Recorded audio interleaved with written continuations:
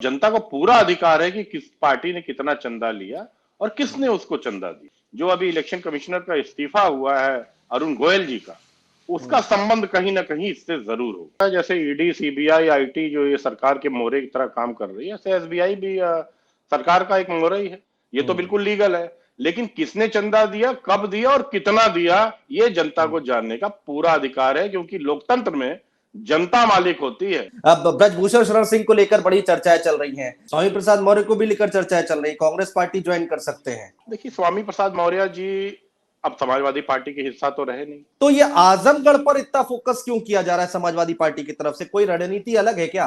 नमस्कार दोस्तों, भारत 100 देख रहे हैं आप। दोस्तों, दिल्ली से एक बहुत बड़ी खबर निकल कर आई है सुप्रीम कोर्ट से, जहां पर अब पता चल जाएगा, एक दिन के अंदर पता चल जाएगा कि किस पार्टी को किसने कितना चंदा दिया है। और इस पर सुप्रीम कोर्ट ने बड़ा सख्त रुख अख्तियार किया है, बहुत ही ज्यादा कड़े शब्दों का इस्तेमाल किया है। और इसको एसबीआई की जो याचिका थी, एसबीआई को एक झटका लगता दिखाई दे रहा है, इससे पहले सरकार को झटका लगता हुआ दिखाई दिया। इसी पर बातचीत करने के लिए विवेक साइलेश जी हमारे साथ मौजूद हैं, उनसे तमाम मुद्दों पर बातचीत करेंगे। समाजवादी पार्टी के प्रवक्ता है उत्तर प्रदेश की राजनीति, चूंकि चुनाव हमारे सामने है तो उत्तर प्रदेश की राजनीति और मुख्य विपक्षी दल समाजवादी पार्टी है और उसके प्रवक्ता हैं विवेक साइलेश, तो उनसे हम बातचीत करेंगे। विवेक जी, अब तो ये साफ हो जाएगा कि किस पार्टी को कितना चंदा दिया गया है, और जो सुप्रीम कोर्ट में आज देखने को मिला है उस पर सबसे पहले आपको और आपकी पार्टी का क्या स्टैंड है? सबसे पहले तो अनुज जी आपको प्रणाम करता हूं जी। देखिए, ये बहुत ही अच्छा कदम जो माननीय सुप्रीम कोर्ट ने उठाया है, बिल्कुल स्वागत योग्य है। और हम लोग तो इसका वेट भी कर रहे थे कि ऐसा कुछ हो, कि कम से कम ये लोकतंत्र के लिए मुझे लगता है कि ये बहुत बेहतर संकेत है। और निश्चित रूप से पारदर्शिता तो होनी चाहिए, क्योंकि जहां तक कोई भी सरकार हो, चाहे वो भारतीय जनता पार्टी की सरकार है या इससे पहले भी कोई सरकारें रही हों, वो सीधे सीधे वो जनता की सरकारें होती हैं। और सरकार जनता चुनती है, बनाती है और हटाती है। और जनता को पूरा अधिकार है कि किस पार्टी ने कितना चंदा लिया और किसने उसको चंदा दिया। और सरकार क्या होती है? सरकार तो होती है जनता की कस्टोडियन। कस्टोडियन मतलब आप ये समझ लीजिए, सरकार होती है जनता की नौकर। ये पंडित जवाहरलाल नेहरू भी कहा करते थे, जो प्रधानमंत्री होता है वो देश का सबसे बड़ा नौकर होता है, वो जनता की सेवा के लिए होता है। लेकिन इस सरकार ने जो भी किया वो सबके सामने है, किस तरह से। अब वो तो अब सामने आ जाएगा, किसने चंदा दिया, क्यों दिया, क्या उसका मोटिव था, कहां कहां की कंपनी थी, कौन सी शेल कंपनी थी। अभी उस पर बहुत टिप्पणी करने की जरूरत नहीं है, लेकिन ये भी सामने आएगा तो बिल्कुल लिंक जुड़ते चले जाएंगे। और हमको कहीं ना कहीं ये लगता है अनुज जी, जो अभी इलेक्शन कमिश्नर का इस्तीफा हुआ है अरुण गोयल जी का, उसका संबंध कहीं ना कहीं इससे जरूर होगा। बड़े बड़ी बात आप कह रहे हैं आप, ठीक है, लेकिन यहां पर एसबीआई के ऊपर कोई दबाव है किसी तरह का क्या? भाई 140 दिन की जरूरत क्यों है? क्यों समय मांगा जा रहा है? डेटा तो सारा रहता है भाई। अगर वो ये भी उन्होंने तर्क रखा कोर्ट में कि ये मैनुअल हमारे पास है, क्योंकि इसको डिस्क्लोज नहीं करना था, डिजिटल डेटा नहीं है, ऐसे में टाइम लगेगा। तो सुप्रीम कोर्ट ने बड़ा सख्त रुख अख्तियार किया, उस पर बड़े कड़े शब्दों से इस्तेमाल किया और कहा कि डेटा ही तो देना है, पता है किसने दिया है, क्या दिया है, और नाम और तारीख के साथ डेटा साझा करना है। तो ये आपको क्या लगता है इसके पीछे की कहानी एसबीआई को लेकर? देखिए, माननीय प्रधानमंत्री इस बात को खुद ही कहते हैं कि डिजिटलाइजेशन होना चाहिए, और आजकल तो बैंकिंग मोबाइल से ही हो जाती है। आपको तो बैंक जाने की जरूरत ही नहीं है। या पेमेंट आपको करना है तो किसी भी ऐप से आप पेमेंट ले भी सकते हैं और दे भी सकते हैं मिनटों सेकंडों के अंदर। तो जो भी इलेक्टोरल बॉन्ड आए हैं उसके लिए केवाईसी तो होता है, नो योर अकाउंट, उसके बिना तो आप दे ही नहीं सकते, खरीद ही नहीं सकते।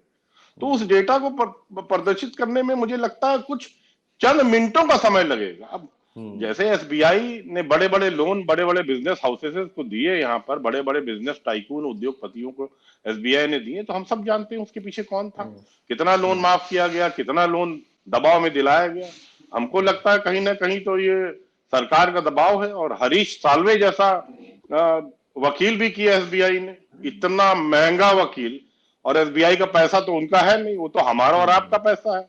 हमसे तो पूछा नहीं गया कि हरीश साल्वे की फीस देनी है नहीं देनी है।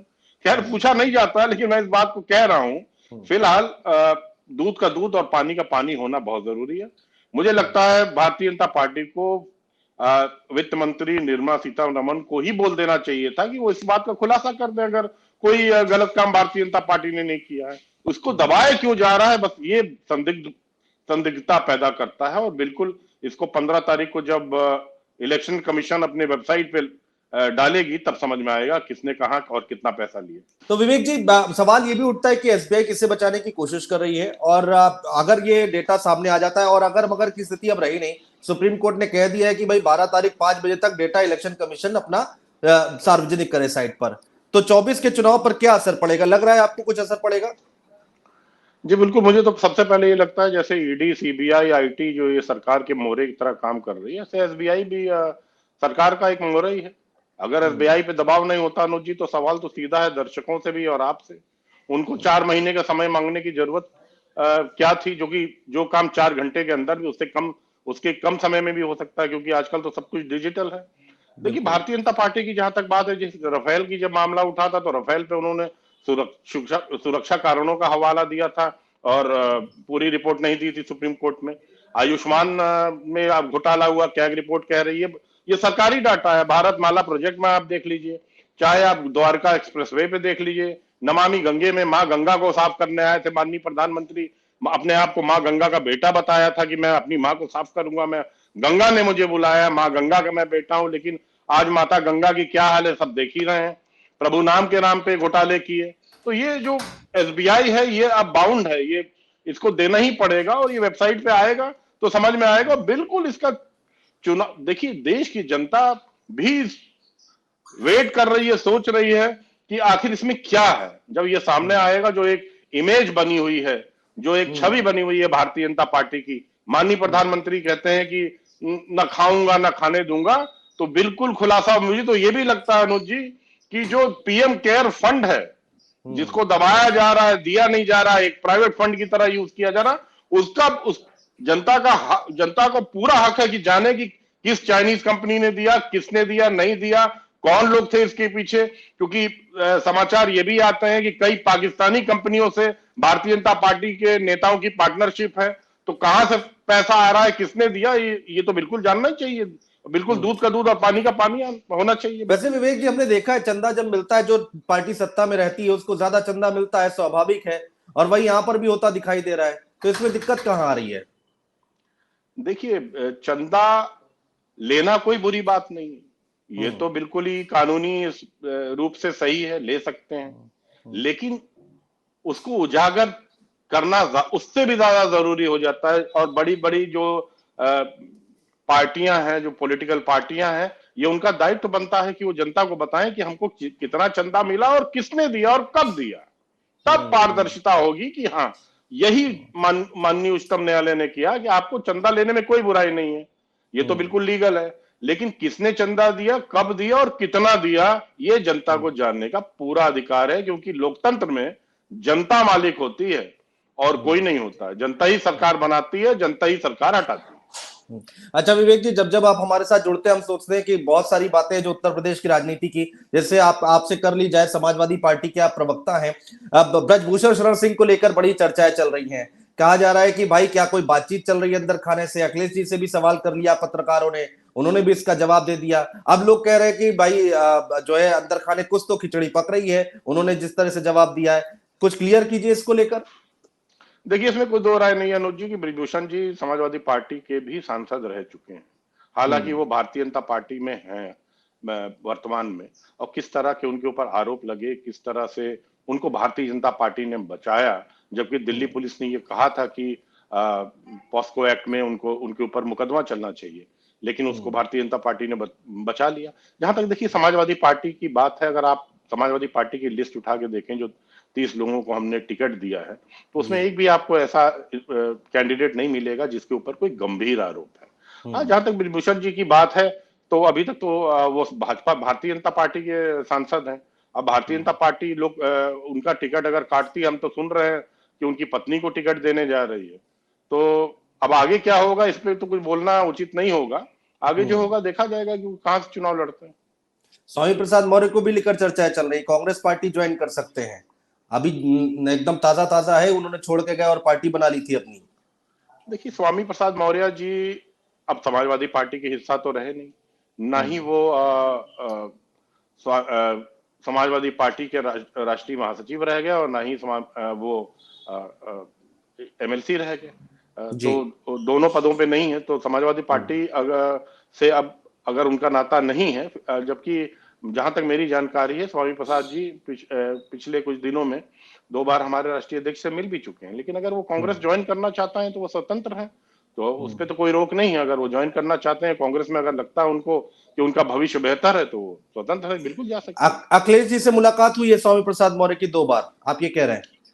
हाँ, हमको सूचना थी कि मौर्य जी मिलना चाहते थे, और हमको जहां तक जानकारी है मुलाकात भी हुई।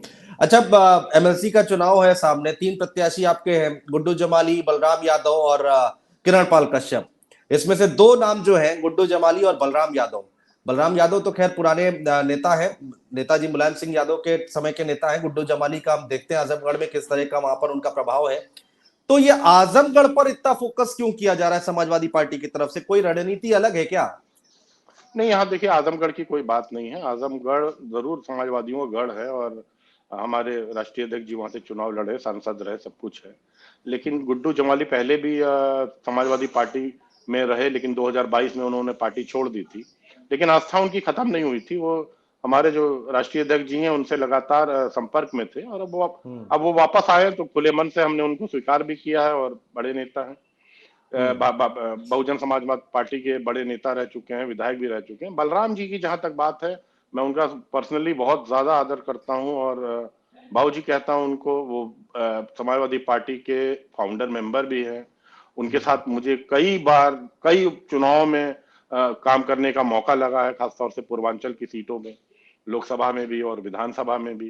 तो उनको एक सम्मान देने के लिए, कहा, क्योंकि उनकी उम्र भी हो गई है, देखिए इसमें आजमगढ़ की बात नहीं है, उनको सिर्फ एक सम्मान देने के लिए, क्योंकि वो हमारे पार्टी के फाउंडर मेंबर रहे हैं, तो उनको ये पद से हमने नवाजा है।